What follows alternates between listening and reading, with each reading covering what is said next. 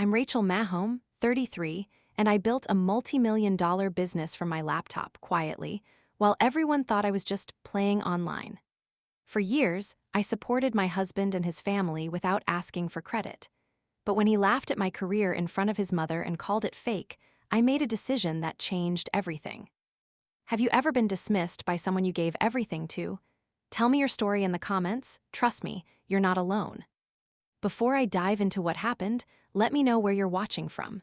And if you've ever had to stand your ground after being underestimated, hit that like button and subscribe for more real stories about reclaiming your power. What happened next, you won't see coming. I met Ethan when I was 24. It was a few months after I finished grad school, and I was still living in a tiny apartment above a laundromat, working late into the night on freelance projects. I didn't have a boss, a salary, or even a routine back then. But I had something else: traction. Clients were returning, referrals were growing, and money was starting to come in sporadically, but more than I'd ever made before. Ethan worked in finance. Clean suits, early mornings, status updates, office gossip. He liked structure. I liked freedom.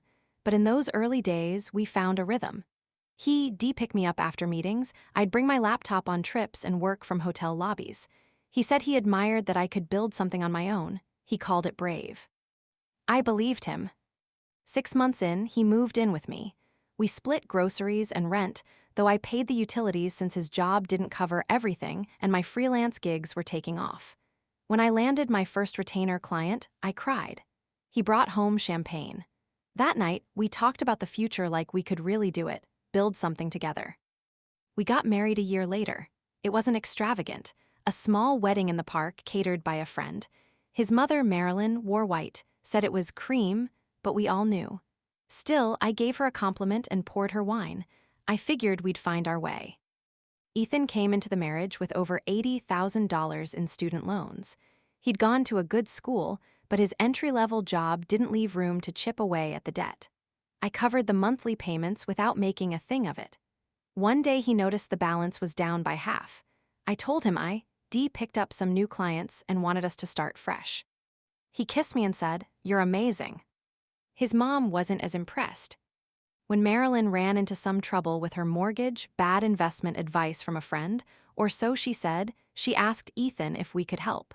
He told her we couldn't swing it, that we were saving, that I wasn't really making consistent income yet. He said this to me while I was signing a contract for a $150,000 content build. I didn't argue. I just sent Marilyn the money directly, 3 months in a row. I told Ethan afterward. He looked surprised, then relieved, then said, "Well, she'll appreciate that." She didn't. The next time we saw her, she thanked Ethan. Not me. He didn't correct her. Just nodded and said something about doing what family does. That pattern repeated itself over the years. Ethan had the real job.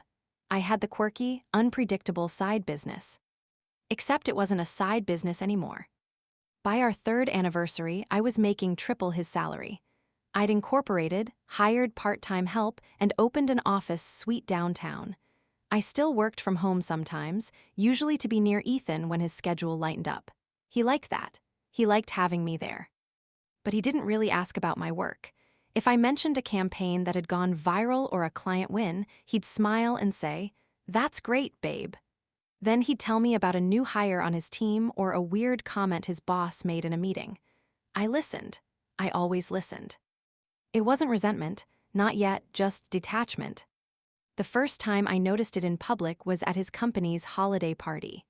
One of his coworkers asked what I did, and before I could answer, Ethan laughed and said, "Oh, she does all kinds of online stuff, marketing, consulting, that sort of thing." I felt my smile falter. I just landed a Fortune 100 client 2 weeks prior. But I said nothing, just nodded. Later that night in the car, I brought it up. I told him it felt dismissive. He said, "I didn't mean it that way. I just didn't want to get into all the details. You know how hard it is to explain what you do." It wasn't hard, he just didn't know. Still, I let it go. Marilyn, on the other hand, never let anything go. Every family gathering included some version of the same comment. "It must be nice not to have a real boss." Or, "I wish I could stay in pajamas all day and get paid for it."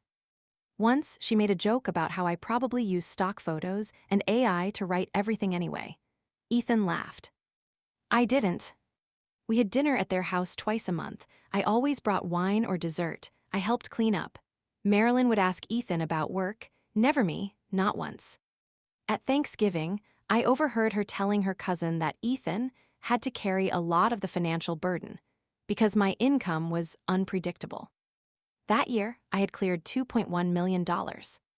Ethan didn't correct her. When I told him later, he shrugged. She's old-fashioned, don't let it get to you.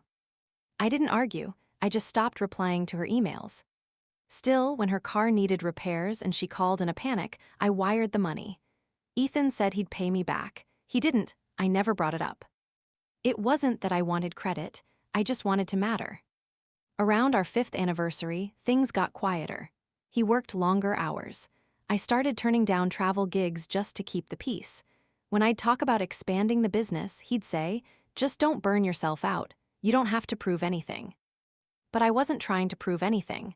I was building something, and he didn't seem to care. I started tracking the moments, the missed congratulations, the jokes that landed too close to truth, the absence of pride when I hit major milestones. Still, I told myself he was just tired, stressed, focused on his own path. Then came the night everything tipped. But that's part of what happened next. Ethan got promoted that spring. New title, better office, higher salary. He called me right after the meeting. They finally see my value, he said. I told him I was proud of him. I meant it. He'd worked hard. He deserved the recognition. That night, I made his favorite dinner, bought a small bottle of champagne, and surprised him with a weekend trip to celebrate. He didn't ask how my day was. I had just closed the biggest deal of my career, a year-long contract with a European firm that had reached out to me based on a referral. The projected revenue was just under $600,000. I'd spent weeks preparing for that call, ironing out the scope, building the proposal, negotiating terms. But I waited, I let him talk first. Later, when I showed him the email confirmation, he nodded and said, "That's great, sounds like a lot of work." Then he went back to scrolling through his phone. I asked, "Do you want to hear more about it?" He said, "Can we do it tomorrow? I'm beat." The next day, he didn't bring it up. It was subtle at first. His comments started to shift.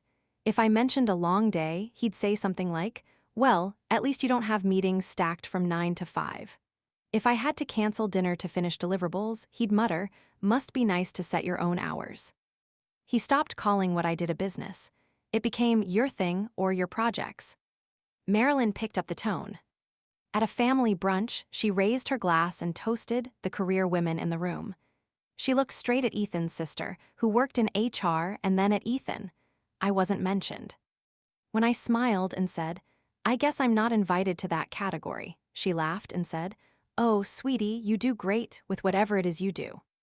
Ethan didn't say a word. The distance grew slowly, like something left on a low simmer. Nothing ever exploded. It just kept heating up. He started making more plans without me, work events, happy hours, occasional weekend golf trips with people from the office. When I asked why I wasn't included, he said it was mostly work talk. I wouldn't enjoy it. I offered to host a dinner for his team one night, thinking it might help me connect with that side of his life. He hesitated, then said, "Let's wait a bit. I don't want to mix things too much." A month later, his mom hosted a dinner and invited the same coworkers. I wasn't listed on the seating chart. When I asked about it, she smiled and said, "We figured you'd be more comfortable helping in the kitchen. You've got such a good eye for food styling." I stood there holding the salad bowl, not sure if she was joking. Ethan laughed. She didn't mean anything by it, he told me afterward. But she did. And he knew it. I started to keep more things to myself. My business was growing faster than I could manage on my own. I hired a second full-time contractor. I had more demand than capacity, so I quietly brought on a business strategist to help scale. When I mentioned that I might open a second office in New York, Ethan raised his eyebrows and said, "Is that necessary? Seems like overkill." I asked him what he meant. He said, "Well, it's not like you're running a company, right?" I didn't respond. That weekend, I flew to New York, met with a commercial real estate agent, and signed a short-term lease. I didn't tell him until after the papers were filed. He said, "So I'm the last to know." I reminded him that I'd mentioned it weeks ago. He said, "You mentioned a thought, not a decision." I started to see the pattern more clearly. Any decision I made without his approval was impulsive. Any success I achieved without his involvement was luck. Any boundary I set was selfish. He'd always liked the idea of my independence, until it started to eclipse his control. Meanwhile, Marilyn kept finding new ways to diminish me. She asked if I'd ever considered getting a real estate license, just to have something solid under my belt. She told people I was good with computer stuff, but not in a way that sounded flattering. When she introduced me to someone new, she never used the word entrepreneur. Just said I worked from home and did a lot online. At first, I thought it was just generational, a disconnect, but it was intentional. At Ethan's birthday dinner, I handed him a small envelope. Inside was a first-class ticket to Tokyo, a trip I'd planned for us months in advance. I'd aligned it with one of his scheduled breaks and coordinated everything with his assistant. He looked at the ticket, smiled for half a second, then asked, "Is this refundable? Work's been kind of crazy lately." Marilyn leaned in and said, "Maybe she can just go without you. She's used to solo travel, right?" Everyone laughed. I didn't. On the way home, I said I didn't appreciate the joke. He said, "You're too sensitive." I said, "You never defend me." He said, "Why do you always need defending?" I didn't answer, I just looked out the window. By then, I had stopped telling him about new deals. When a client signed a multi-year contract with a built-in equity clause, I celebrated by myself. When I reached $3 million in annual revenue, I didn't tell him at all. Instead, I hired a private accountant and started reviewing what belonged to me and what didn't. I set up new systems, rerouted invoices, restructured my contracts. He didn't notice. Or maybe he did, but he didn't ask. He still came home, still ate the meals I made, still talked about his boss and his coworkers and how stressful it all was. But he didn't ask about my day. Not once. And when I looked at him across the dinner table, I realized that somewhere along the way, he had stopped seeing me as a partner. I was an accessory, a convenience, something to show off at parties, as long as I didn't talk too much. And if I was honest with myself, I had started disappearing to make him comfortable. But that wasn't going to last much longer. A week later, we hosted a family dinner. It was something we did once a month, usually on a Sunday. I cooked. Ethan's mom brought a store-bought dessert and tried to pass it off as homemade. His sister, Lauren, showed up late with her 2 kids, both on tablets, both picky eaters. Ethan's dad sat in the corner recliner and fell asleep halfway through appetizers. It was predictable, noisy, and a little chaotic. I didn't mind. I liked having people around, even if the conversations were uneven. I made mushroom risotto that night. Took me nearly 2 hours, hand-stirred, low-heat, fresh ingredients. Ethan had asked for it earlier that week. I made a salad, roasted vegetables, set the table properly, lit candles. No one commented. Dinner itself was fine. Small talk. Updates on Lauren's work, the kids, soccer schedules, something Marilyn had seen on the news and misunderstood entirely. Ethan kept checking his phone under the table. By dessert, the kids were in the living room, and we were back at the table with coffee. Marilyn opened her box of cookies, set them in the middle, and waited for someone to praise her effort. No one did. She leaned back in her chair, took a sip of coffee, and looked straight at me. "I'm just going to say it," she said, with that tone that always meant something careless was about to follow. "I think it's time Ethan stopped covering for your fake job." The room went quiet. Even the kids paused whatever game they were playing. She added, "It's embarrassing. You're smart. You could do something real, something with structure, benefits." I kept my expression still. Ethan was next to me, and for one brief moment, I thought he might speak up. I waited for the familiar, "Come on, Mom, that's not fair." Or even just, "That's enough." But instead, he gave a small shrug and said, "She spends hours on her computer, but it's not real work." And then he laughed. Everyone else did too. His sister chuckled behind her wine glass. His dad smiled without really understanding what was going on. Even the kids, sensing the tension, giggled. I looked around the table and realized I was the only one not smiling. Not out of pride, not out of defiance. I just didn't feel anything. I excused myself a few minutes later, cleared the dishes, cleaned the counters, packed leftovers. I did it all quietly, efficiently, without looking at anyone. Ethan didn't follow me into the kitchen. He stayed at the table, still laughing about something his sister said. I stood at the sink, hands in warm water, and stared out the window. That's when it clicked. Not in a dramatic, movie scene kind of way, more like a quiet shift. A small gear sliding into place after grinding too long in the wrong direction. I dried my hands, wiped down the counters, and walked back into the dining room. I told everyone goodnight. They were already gathering their coats. No one noticed the change in my voice. Marilyn kissed Ethan on the cheek and said, "You'll see, she'll come around." He nodded. I didn't say a word. When the door closed behind them, I locked it. Then I walked upstairs, opened my laptop, and started reviewing my financials. 3.5 million. That was the number I'd earned, pre-tax, in the past 36 months.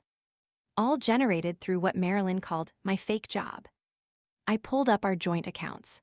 Most of the business money stayed in separate corporate accounts, but a few deposits had gone through the household checking account, mostly early on, before I'd formalized things. Ethan had spent most of that money. Groceries, his car, new suits, holiday trips. He hadn't paid for a single vacation in the past 2 years. I opened another tab and started the paperwork for a new private trust account, fully separate, entirely in my name.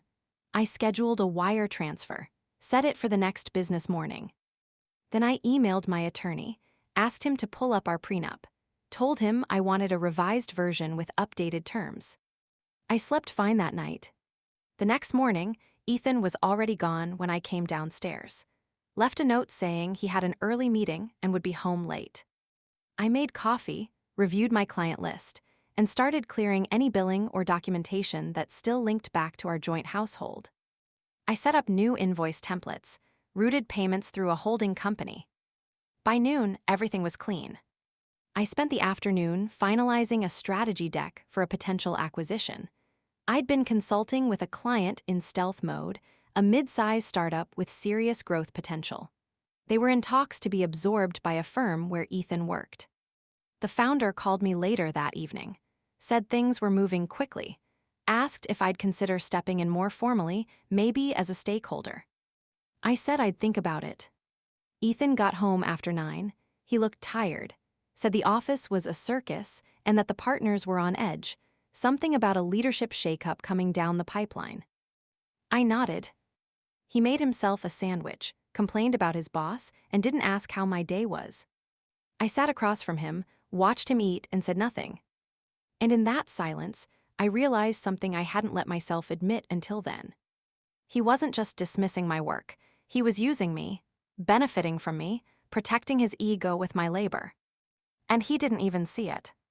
Or worse, he did. And that was the night I stopped hoping he'd change.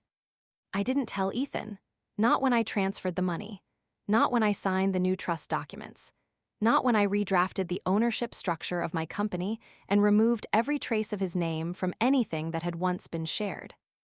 I did it all quietly, efficiently. The wire went through just after 9:00 a.m.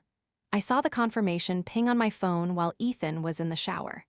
He walked past me, towel over his shoulder, still half asleep, and said, "Can you remind me to pay the property taxes this week?"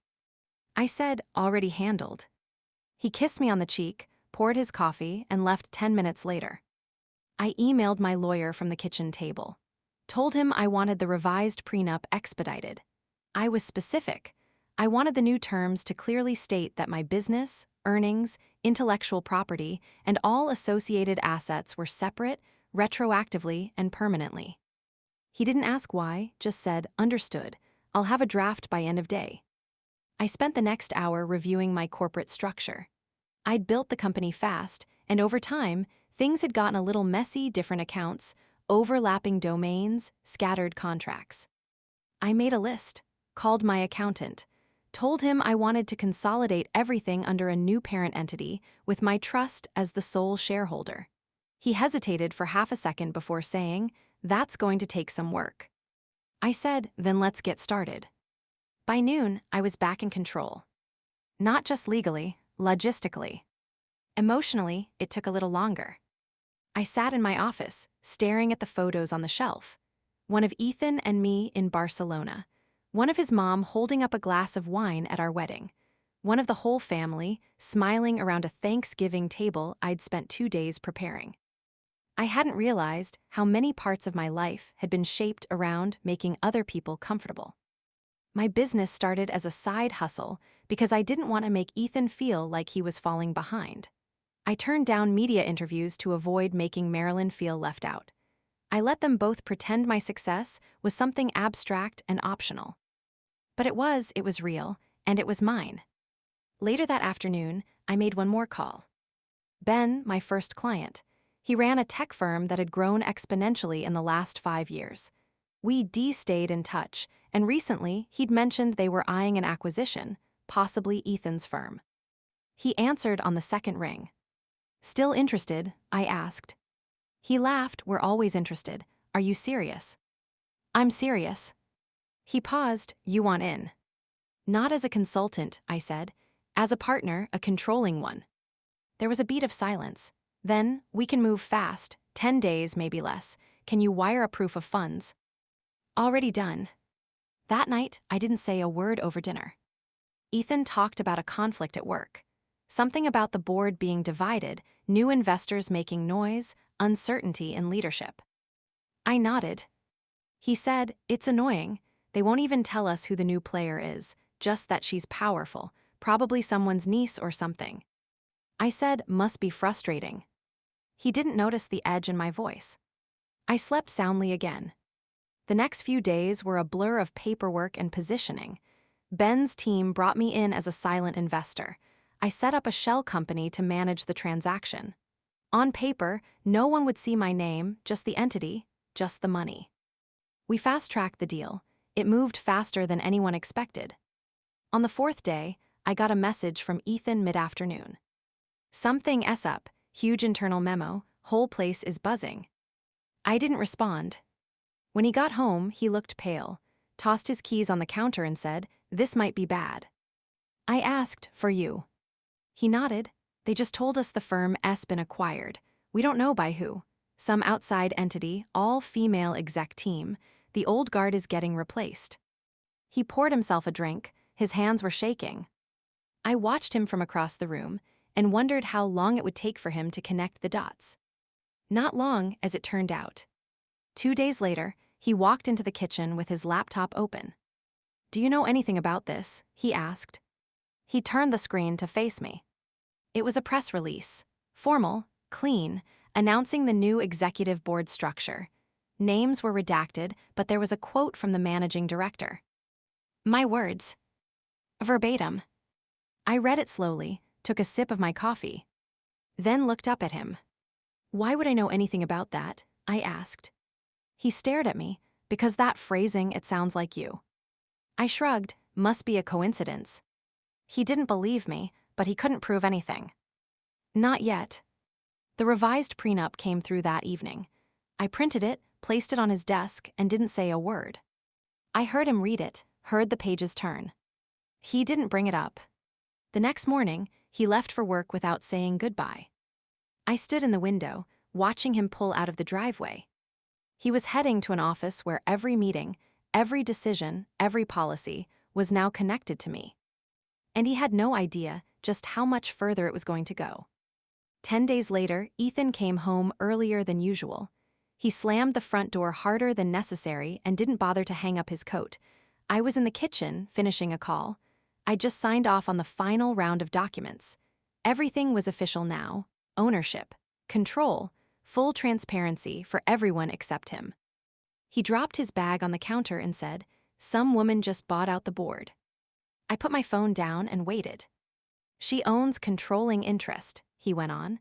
"No one knows who she is. All the meetings are hush-hush. Senior partners got the boot. Half of them didn't even see it coming." He started pacing. It's not a hedge fund, not a competitor, just some ghost investor with too much money and something to prove. I asked, "How was your day?" He didn't answer, just kept walking circles around the kitchen island like he could outrun the confusion. Then he looked at me. "Did you hear me?" I said I did. He sat down heavily on a stool, staring past me. "There's a rumor she's been watching the firm for over a year, planning this, quietly, strategically." He shook his head. "Someone said she has a background in digital marketing, or startups, or something weird like that." I poured myself a glass of water and leaned on the counter. "Sounds like she knows what she's doing." He looked up. "You think this is funny?" I said, "I think it's interesting." He studied me like he was trying to line something up. Like all the missed connections and overlooked details were finally starting to click. He didn't say anything else that night. But I saw him in the office later, lights off, just the glow of his screen reflecting back at him. He pulled up the new org chart. He stared at it, then scrolled through the press materials, looking for clues. At one point, he clicked on a quote block. I recognized it immediately. It was something I'd said in a podcast interview a year ago, something he never listened to. He turned around slowly. "Wait, this can't be you." I smiled. "Why not?" He blinked. "Because this is corporate, this is real, this is." I tilted my head, "Not laptop work." He didn't answer. He just stood there frozen, while the reality sank in. I walked past him, picked up the folder I'd left on the table, and dropped it into his lap. "Revised prenup," I said. "You'll want to sign that soon." He opened it, skimmed the first few pages. His mouth tightened.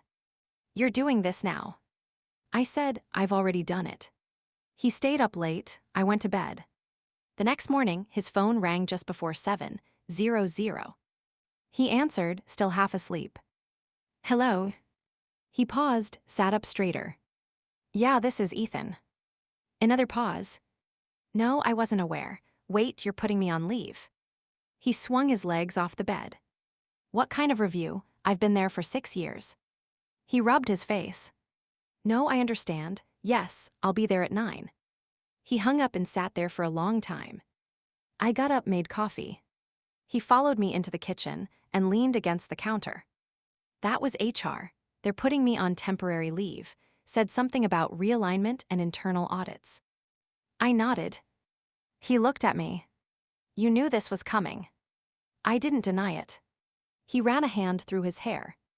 "This is revenge." I said, "No, this is structure." He didn't like that answer. Over the next week, his calls stopped coming in. His email was rerouted. Access restricted. His keycard still worked, for now, but he'd been told not to use it until his review was completed. He hovered around the house, tried to be helpful, offered to make lunch, started asking questions about my day, my clients, my meetings. I gave short answers. He brought home flowers one afternoon. I left them in the wrapping on the counter. Marilyn called 3 times. I didn't answer. Eventually, Ethan said, "She's worried. She wants to come over." I said, "She's not welcome here." He didn't argue. Instead, he started asking about money, about our savings, about upcoming expenses. I told him we were fine. He asked if he should look for other jobs. I said, "That's up to you." He asked if we were still a team. I said we were for a while. He didn't speak for the rest of the night. The next morning, he texted me from the upstairs office. "Can we talk?" I waited 10 minutes, then walked in. He was sitting at the desk, looking small in the chair he used to carry himself like a king in. "I didn't know," he said. "I didn't understand how serious your work was, how big it got." I stayed quiet. He went on, "I was wrong. I thought I was protecting you by not involving you in everything. I thought it would just make things harder." I asked, "Harder for who?" He didn't answer. I waited. Then he said, "What happens now?" I picked up the prenup from the drawer and handed it to him again. "You sign this, we separate our finances, I keep what I built. You figure out what you want to build." He looked down at the pages. "And us?" he asked. I said, "That depends on what kind of partner you decide to be moving forward." He signed it that night. There wasn't a conversation after that. No emotional apology, no dramatic moment. Just a new baseline. One where I wasn't giving things away for free anymore. Over the next 3 weeks, Ethan's world began to crumble. It started with a calendar invite, just a title, no message. Meeting with MC, he asked me if I knew who that was. I didn't answer, but I watched his face when he walked out of that call an hour later. He looked stunned, not angry, not scared, just disoriented. MC was my proxy. Her name wasn't familiar to Ethan, but everything she said in that meeting had my fingerprints on it. Strategic restructuring, team evaluations, compliance realignment. He asked her who authorized the changes, and she said, "It's coming from the top." He didn't ask again. He came home quiet that day. No ranting, no pacing, just silence. I was in the kitchen when he dropped his keys in the bowl. He looked at me for a second like he might say something, then walked straight upstairs. He didn't come down for dinner. By the end of the week, 3 of his team members had been reassigned. 2 projects he'd been overseeing were pulled for external review. His name started disappearing from email chains. He called it a weird freeze-out. I called it overdue. I stopped sharing space with him around that time, moved into the guest room. It was easier, cleaner. I told him it was temporary. He didn't believe me. He asked if this was punishment. I said, no, it's the result. I didn't speak to him unless it was about logistics, groceries, mail, schedules. He started writing things down for me, little notes on the counter. I read them. I didn't reply. Then Marilyn called. Her voice was sharp, louder than usual. She asked why her mortgage assistance had stopped. I said, because the person who paid it moved her money. She didn't understand. Ethan said, she started. I cut her off. Ethan doesn't control my accounts, he never did. She hung up without saying goodbye.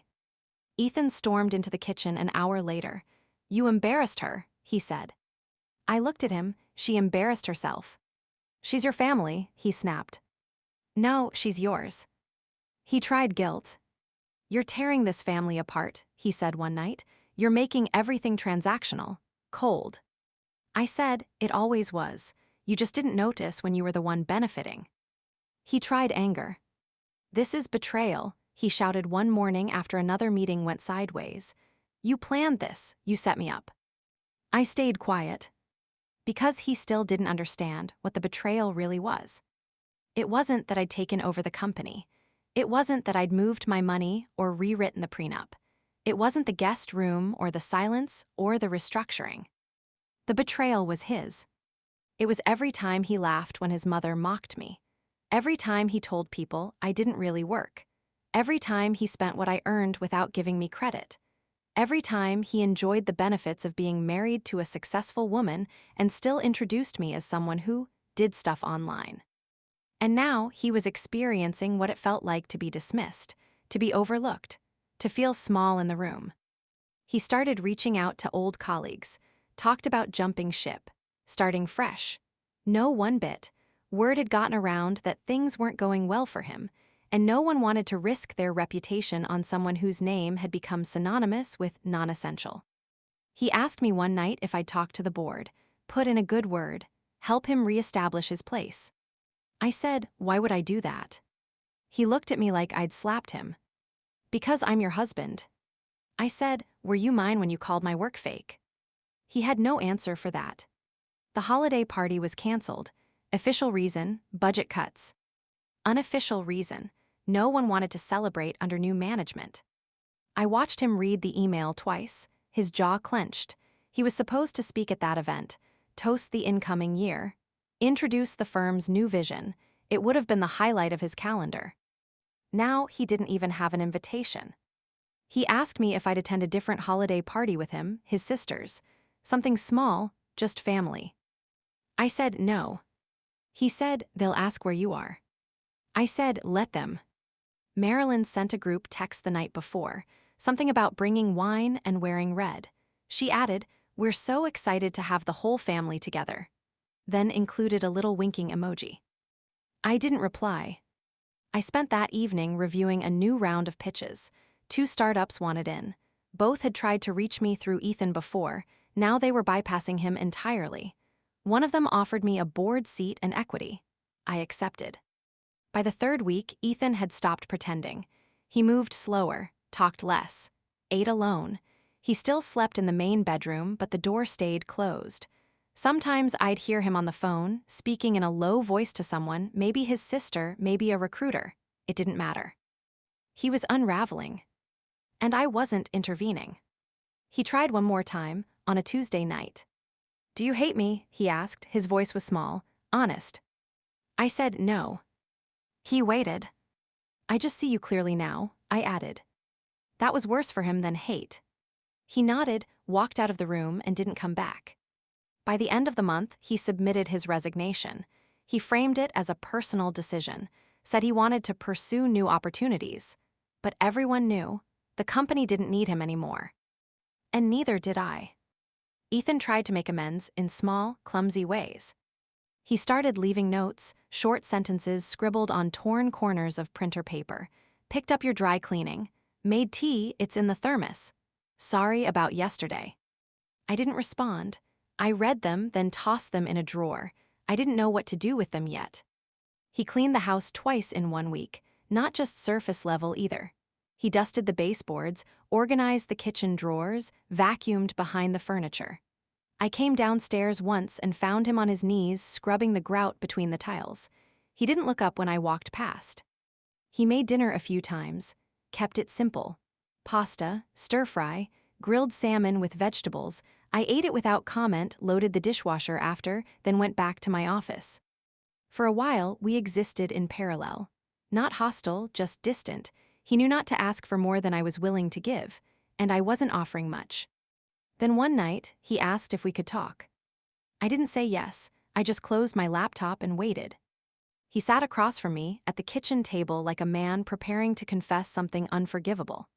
His hands were fidgeting with the edge of a napkin, folding it into a square, and then unfolding it again. "I didn't realize what you built," he said. "Not really." I watched him but didn't speak. He swallowed. "I knew you were smart, ambitious. I liked that about you, but I didn't think it would turn into this. And somewhere along the way, I started minimizing it, making it small, because I didn't want to feel small." That part I believed. "I was wrong," he said. That part I already knew. I took a breath.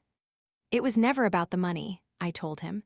"You still think this was about income or titles or assets, but it was." He looked confused, but he stayed quiet. "It was about the respect you withheld, the loyalty you misused.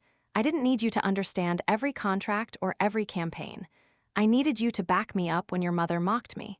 I needed you to correct people when they pretended what I did wasn't real. I needed you to see me."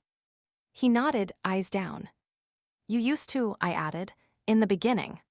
He looked up. "Can we ever get back to that?" I didn't answer right away. I wanted to, but not out of emotion. I needed to be sure of the boundaries I was rebuilding. This time, they had to be concrete. "If we have a future," I said slowly, "it starts with separate bank accounts and separate last names." He blinked. "Wait, you want to?" "I want to reset, legally, professionally, personally. Everything that blurred the lines has to be unblurred." He leaned back in the chair, absorbing that. I went on. "I'm not asking you to move out. Yet, I'm not making declarations about divorce or reconciliation. But if we move forward, it's going to be new terms. Mine." He nodded. It wasn't eager, more like resigned. We stayed in the same house after that. Not because I needed to, because I wanted to see what he'd do with the opportunity. He didn't ask for intimacy. He didn't overstep. He gave me space. And he started reading business books, startup case studies, even old articles I'd written under pseudonyms. I'd catch glimpses of him on the couch with his laptop open, headphones in, eyes scanning. One day, he forwarded me an email. Subject line, podcast pitch idea. It was thoughtful, aligned with my brand, and surprisingly well-crafted. I didn't reply, but I filed it. A week later, I found him editing a pitch deck, not for himself, for a friend who was trying to land funding and didn't know where to start. Ethan offered to help, for free. He wasn't trying to rebuild his image. He was trying to understand the work now, what it took, what it meant. Marilyn tried to visit once during that time. He told her not to come. I overheard the call. She raised her voice, asked if I was still punishing him. He said, "I'm not defending you anymore, Mom." That surprised me. Afterward, he didn't bring it up. Neither did I. We fell into a kind of rhythm again, not the old one, a different one. Two adults living side by side, cordial, clear, cautious. We had dinner together most nights, talked logistics, sometimes shared headlines. We didn't talk about the company, or the past, or the future. But something had shifted.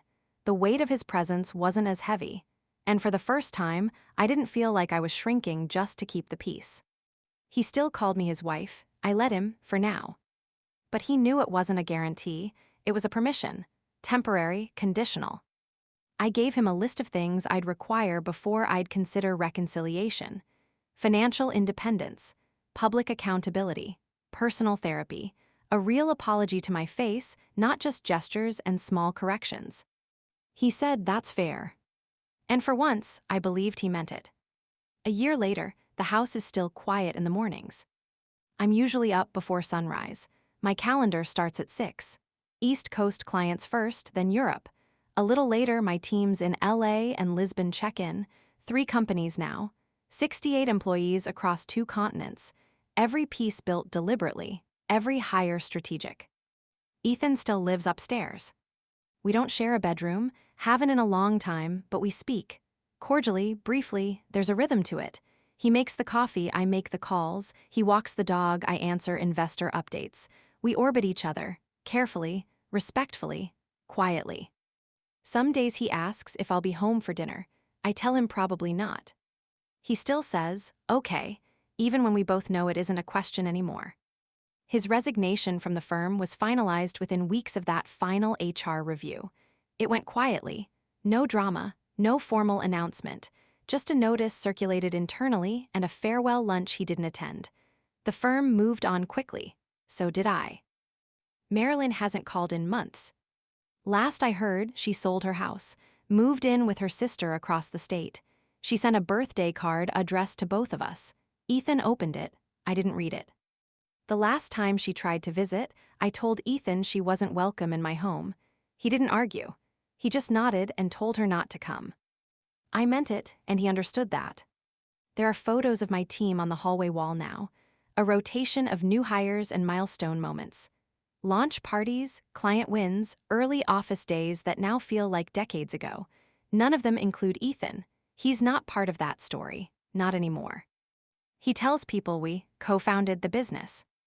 I let him. It's easier than explaining. And some truths don't need correcting when the record is already written where it counts, on paper, in filings, on the dotted line. My name is on every title, every contract, every decision. He knows it, and he doesn't challenge it. The first few times board updates came through on the shared dashboard, I watched his hands. He tried to hide it, but they shook. Slightly, just enough to register. He still reads every line of every memo, every quarterly brief, every internal restructure. He acts like he's keeping up, staying informed, offering support. But he knows who he's working for. We never had a big conversation about it. No confrontation. No sit-down review of what the new dynamic meant. It didn't need one. The work speaks louder than anything I could say. At a recent investor event, someone asked if Ethan would be joining me on stage. I smiled and said, he prefers to stay out of the spotlight. They nodded politely. I didn't elaborate. That same night, a young founder came up to me after the panel. She was nervous, holding a stack of notes. She asked how I built trust after betrayal, how I rebuilt boundaries, how I made space for both power and peace. I told her the truth. I stopped waiting for someone to give me permission, I said, and I stopped explaining things to people who already made up their minds about me. She wrote that down. Later, as I was leaving, she ran up and said, I hope I get where you are someday. I told her, you will, just don't hand over credit too easily, and never call what you do a side thing. She smiled. That smile stayed with me all the way home. Ethan was in the kitchen when I walked in. He offered me tea. I nodded. He didn't ask how the event went. I didn't offer. There's peace between us now, but it's not partnership. It's not regret either. It's recognition. He knows what he did, what he failed to do, and what it cost him. He lives in the same house, but it's not the one we started in. Not the one where I asked him to back me up and he chose silence instead. That version of us doesn't live here anymore. There are new plans on my desk now, expansion models, acquisition offers, a nonprofit I've been quietly funding, all of it mine, all of it built while he dismissed me from the seat next to me. I don't need to remind him. Every morning the emails come in, the meetings start, the world moves forward. And Ethan still hears my name at the top of every agenda. Thanks for watching. Have you ever been underestimated by someone close to you, only to prove them completely wrong? Would you have stayed under the same roof like I did, or walked away for good? Drop your thoughts in the comments, and let's talk about it. Don't forget to like, subscribe, and hit the bell if you want more true stories about betrayal, power, and taking back control. See you in the next one.